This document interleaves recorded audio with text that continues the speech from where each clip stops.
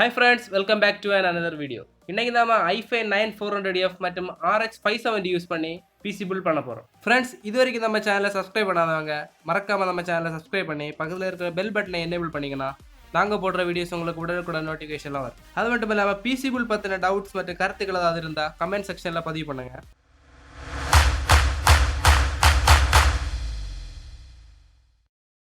Friends நாம இப்போ என்னெல்லாம் காம்பனன்ட்ஸ் யூஸ் பண்ணியிருப்போம்னு பார்ப்போம். ஃப்ரெண்ட்ஸ் இந்த பில்டில் i5 9400F ப்ராசஸர் யூஸ் பண்ணியிருக்கோம். இது ஒரு 6 கோர் 6 த்ரெட் ப்ராசஸர் மற்றும் 9MB கேட்ச் மெமரியோட வருது. Base clock 2.9 GHz, maximum turbo frequency up to 4.1 GHz. Programming மற்றும் கேமிங் யூசேஜுக்கு இந்த ப்ராசஸர் போதுமானது. இந்த ப்ராசஸர் ஓவர் கிளாக் பண்ண முடியாது. TDP 65 watts, 3000 MHz RAM support பண்ணாது. இந்த ப்ராசஸர் காஃபி லைக் ஆர்கிடெக்சரோட வருது. இது ஒரு F சீரிஸ் ப்ராசஸர். ஸோ நீங்கள் கிராஃபிக்ஸ் கார்டு எக்ஸ்டர்னலாக போட வேண்டியது இருக்கும். இந்த பில்டில் நாங்கள் எக்ஸ்ட்ரா கூலர்ஸ் யூஸ் பண்ணலை. இந்த ப்ராசஸர் கூடவே ஸ்டாக் கூலர் கொடுக்குறாங்க. ஸோ நாங்கள் அந்த ஸ்டாக் கூலரே யூஸ் பண்ணுறோம்.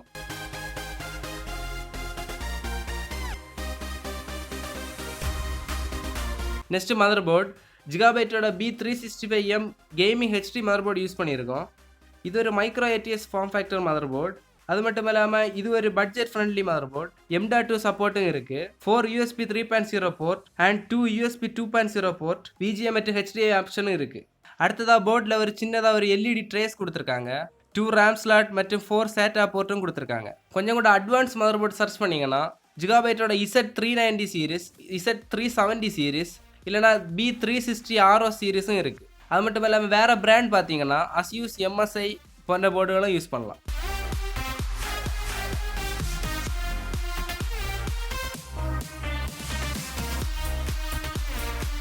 அடுத்ததாக கிராஃபிக்ஸ் கார்டு. நம்ம சேனலில் இதுக்கு முன்னாடி ஒரு சேம் PC பில்ட் பண்ணியிருப்போம். பட் அந்த PCயில் NVIDIA 1660 சூப்பர் யூஸ் பண்ணியிருக்கோம். அந்த வீடியோ பார்க்காதவங்க கீழே டிஸ்கிரிப்ஷனில் லிங்க் கொடுத்துருக்கோம், அதையும் செக் பண்ணி பாருங்கள். நம்ம இந்த PCயில் ஜிகாபைட்டோட ரெடான் RX 570 4GB graphics card use பண்ணியிருக்கோம். இந்த கார்டு 1080p கேமிங்க்கு சூப்பராக இருக்கும் மற்றும் HVC என்கோடர் டிகோடர் சப்போர்ட்டும் இருக்குது. இந்த கிராஃபிக்ஸ் கார்டுக்கு 8-pin PCI பவர் சப்ளை தேவைப்படுது. 3 டிஸ்பிளே போர்ட் மற்றும் 1 HDMI போர்ட்டோட வருது. VGA போர்ட் கொடுக்கல.